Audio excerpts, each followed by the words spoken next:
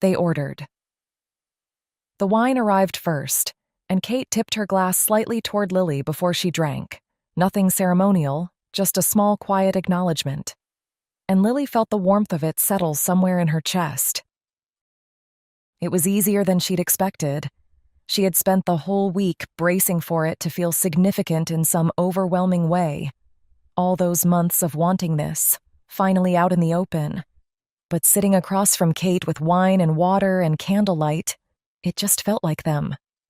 Like every other evening that had somehow become her favorite part of the day, except now neither of them had to pretend it was nothing. The cabin came up. The book came up. The one Kate had bought her months ago, which Lilly had finished in 2 sittings and thought about for days after. "You cried at the end," Kate said. "You knew I would." Lilly pointed at her.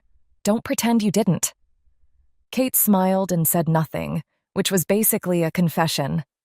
"You go very still when something gets to you," Kate said after a moment, like she was continuing a thought she'd been having quietly. "I noticed it a while ago. I kept wondering if the book would do it." Lilly looked at her. And I was right. Kate picked up her wine. "I usually am." "You are so..." Lilly started. "I know," Kate said. "You've told me." Lilly laughed, and Kate smiled into her glass. The water moved quietly beside them. Somewhere inside, behind the glass, a table was celebrating something. Neither of them looked. "Can I ask you something?" Lilly said. "You're going to anyway." Lilly turned her wine glass slowly by the stem. "That first day, when I showed up at your door." She kept her eyes on the glass. "Was there anything then? Or is that me being completely delusional?" Kate set her glass down. She looked at Lilly with the particular steadiness she had, the look that meant she was choosing honesty over comfort. "There was something," she said. "I didn't name it, but it was there." Lilly let out a slow breath. "You were standing in my hallway with your suitcase," Kate said, "looking like you were terrified and trying very hard not to show it." She paused, just to find the words. "And I thought, I'm going to have to be careful with this one. Because I was nervous? Because I wasn't." The table between them felt suddenly very small. Lilly reached for her wine. Kate watched her with that almost smile, the one that meant she was entirely aware of what she'd just done. "You could have just said yes," Lilly said. "I know." Kate picked up her glass. "But this answer is better." Lilly laughed, and Kate smiled, and for a moment everything else fell away. The other tables, the city lights on the water, the cold air. And there was just this. The two of them, finally sitting across from each other without anything in the way. They took a cab home. The city scrolled past the windows, all lit amber and moving. Lilly was very aware of how close they were sitting. Kate was looking out the window, her hand resting on the seat between them, not quite touching Lilly's. Lilly turned her hand over, palm up. Kate looked down at it. Then she laced their fingers together without a word and didn't let go for the rest of the ride. Kate dropped her keys in the tray, slipped off her heels, and padded toward the living room, turning on the lamp as she passed. "Do you want to watch something?" she asked, reaching for the remote. Lilly gave herself 3 more seconds to be sensible about it. Then she crossed the room, and Kate was just beginning to turn, remote in hand, completely unsuspecting, when Lilly kissed her. The remote landed somewhere on the couch. Kate went still for half a second. Not surprise, just the sharp recalibration of someone whose body has finally gotten what it's been wanting for a very long time. Her free hand found Lilly's waist immediately, fingers pressing in like a reflex. Lilly pulled back. Her heart was going insane. "Sorry, I've wanted to do that all evening." Kate looked at her. "You have absolutely nothing to be sorry about." She kissed her back, and Lilly inhaled sharply and grabbed the front of Kate's coat with both hands.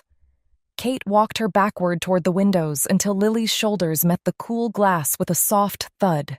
The entire city spread out behind her in a sea of lights and distant motion. Kate kissed her like she'd been waiting for it all evening, maybe longer. Lily forgot what room they were in. Kate's mouth moved to her jaw, her throat. Lily's head tipped back against the glass and she felt Kate smile against her neck. And she dug her fingers into Kate's shoulders and pulled her closer instead of saying anything about it. "Kate." "I know," Kate murmured against her skin. She pulled back just enough to look at her. Lily standing there with flushed cheeks and uneven breathing, and her eyes bright with something hungry and completely unguarded. The city lights scattered across the glass behind her, spilling over her hair and shoulders. They were high enough up that no one could see them, and Kate was aware of this, and also aware that some ridiculous part of her almost wished that weren't true, wished the whole city could look up and see exactly where she was standing and who she was standing with. She had wanted her for months, quietly, carefully, and now, not carefully at all. Lily kissed her again, deep and slow, one hand sliding up into her hair. Kate made a sound that did something catastrophic to Lily's ability to think, fingers tightening at her hips, and Lily thought distantly that she had imagined this so many times in her room on the other side of that wall, and she had never once imagined it feeling like this specific, this much. When they finally broke apart, they were both breathing like they'd forgotten how to do it properly. Lily looked up at her, at the messy hair and the flushed cheeks and the expression Kate West did not let people see. And she felt the words come up before she could decide whether to say them. "I want to be yours tonight." Kate looked at her for just a second, long enough for Lily to see it, the want she'd been sitting on for months, and right next to it, the restraint. She'd hoped. She hadn't pushed.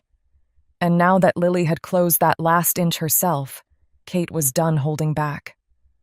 "Good," Kate said quietly, and kissed her again. And it was, at last, the night they'd both been quietly yearning for.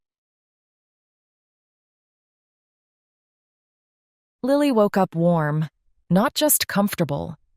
Warm in the way that only happens when someone else's body is fitted against yours, when the heat between you has had all night to build into something heavy and golden. Kate's arm was draped across her waist, her breathing slow and even against the back of Lily's neck. Lily didn't move. The curtains were letting in thin strips of early light. The apartment was quiet in that particular morning way. No Oliver, no alarm, nothing pulling either of them anywhere. Kate's fingers twitched against her stomach, still asleep, which made Lily smile at nothing. This was real. Kate's bed, Kate's sheets, Kate's arm around her like she'd done it 1,000 times, like muscle memory from a life they hadn't lived yet. Lily could feel the press of Kate's collarbone against her shoulder blade, the slow rise of her chest. After a while, Lily shifted, carefully, trying to slip out without waking Kate. She barely made it an inch before Kate's arm tightened. "No," Kate mumbled, her voice rough with sleep. She pulled Lily back against her. "Stay." Lily laughed softly. "I was going to make coffee." "Coffee can wait." Kate pressed her face into the curve of Lily's neck. "Let's just stay here. You don't strike me as a lie-in-bed person." "I'm not." Kate's lips grazed the spot just below her ear. "You're a bad influence."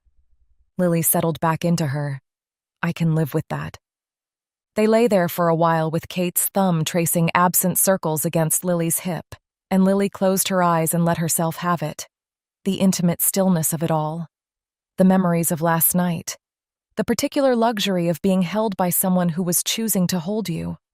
Something loosened in her chest.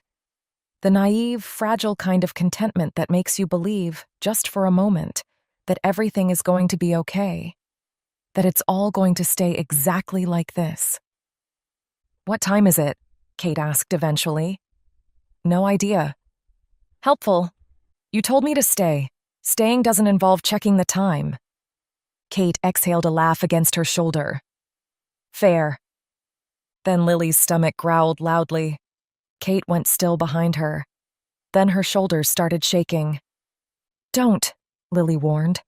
I didn't say anything. I can feel you laughing. Kate buried her face in Lily's hair, fully laughing now. That was extraordinary. If Oliver were here, he'd think there was a dinosaur in the bedroom. I hate you. You don't. Kate pressed a kiss to her shoulder and sat up, hair falling across her face. I'll make breakfast. Lily rolled onto her back and looked up at her. Kate in the morning light, bare shoulders, messy hair, the kind of unguarded expression she never wore in front of anyone else. Kate caught her staring as she held Lily's gaze for a second, then winked. Lily looked immediately at the ceiling. I'll help, she said, starting to sit up. Kate put a hand on her shoulder and pushed her gently back down. Absolutely not. Stay here. I'll bring it to you. Kate, stay. You know I'm not Oliver, right? Kate's mouth twitched. Yes, because Oliver listens the first time. Lily threw a pillow at her. Kate caught it without blinking, grinning, and glanced toward the window where the morning light was coming in pale and clear. What if we just went out? She said. It's sunny outside and there's a place 2 streets over. Lily looked at her. You just told me to stay in bed. I changed my mind. I'm allowed to change my mind. That is so... Lily stopped. Fine. Yes, let's go. Kate smiled and went to find her clothes. The restaurant was small and bright, tucked between a dry cleaner and a bookshop. Lily ordered the eggs Benedict. Kate ordered black coffee and an omelet, then stole a piece of Lily's buttered toast. That's mine, Lily protested. You'll survive. They ate in comfortable quiet, stealing glances like they hadn't just spent the night and morning in the same bed, like looking was still new enough to be a thrill. Knees brushing under the table. Kate set down her coffee. Can I ask you something? Of course. I remember you telling me, early on, one of our first conversations, that you dropped out of university. That it wasn't for you, but everyone back home expected you to have a plan. Kate turned her coffee cup slowly on the table. I've been wondering if that's changed at all, if you've thought about going back. Lily looked up, surprised. It had been a while since Kate had brought this up. Months, maybe, since that conversation at the cafe downtown. Sometimes, I think about it, but I still don't know what I'd go back for, and that feels like a pretty important detail. Otherwise, I'd just drop out again. It is important. Kate tilted her head. But it doesn't have to be figured out all at once. From the stories, it sounds like you had it all figured out at my age. And sometimes I think I was too hard on myself. Lily pushed a piece of egg around her plate. It's not even the going back part that scares me. It's the not knowing where to start. Like, how do you figure out what you want when you don't even know what the options are? Kate was quiet for a second. I know someone. A career counselor. She's worked with a few people at my company, people making mid-career pivots. She's good.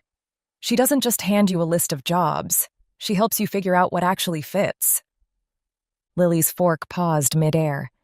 Kate, you don't have to... I know I don't. I mean it. Lily's voice was quieter now. You don't have to set things up for me. Kate gave her a look, the one that was half patience, half quiet stubbornness. I'm not trying to fix anything. I just think you'd benefit from a conversation with someone whose entire job is asking the right questions. That's all. Lily held her gaze for a moment, then looked back down at her plate. You'd really set that up? You know I will. Then Lily grinned, nudging Kate's foot under the table. Wait, are you trying to get rid of me? Kate looked up. What? Sending me off to a career counselor, encouraging me to find my path. Lily was teasing, but there was a real question underneath it. You're plotting my exit strategy right after we spent the night together. Kate's expression shifted, amusement giving way to something more serious. Honestly, it would be a lot less complicated if the woman I'm dating wasn't also working for me. The words landed between them. Lily's fork went still. Oh? A slow smile started forming on her lips. Dating? Kate's eyes narrowed slightly. Don't start, Lily. No, I just want to make sure I heard Miss Kate West right. Dating? What would you call it? I don't know. I'm just noting that you chose that word, specifically. Kate leaned back, arms crossing loosely. That defensive posture she defaulted to when she was caught off guard and trying not to show it. I mean, seeing each other, whatever the right word is. She gestured vaguely between them. It's hard to know what to call it when you're also technically living together, that's not a normal starting point for. She stopped. I'm making this worse, aren't I? A little, Lily agreed. She was trying very hard not to enjoy this too much. But keep going. Kate gave her a look. What I'm saying is that the vocabulary for our situation is limited. Our situation, Lily repeated. Yes, Lily. Our situation. Right. The teasing faded. Kate met her eyes, something softer and more serious settling into her expression, not closed off, but careful in a way that lingered. I guess we have to talk about it properly, don't we? It wasn't quite a question, and they both knew it. Lily met her gaze across the small table, morning light pooling at the window, the city moving steadily outside. I think we do, she said.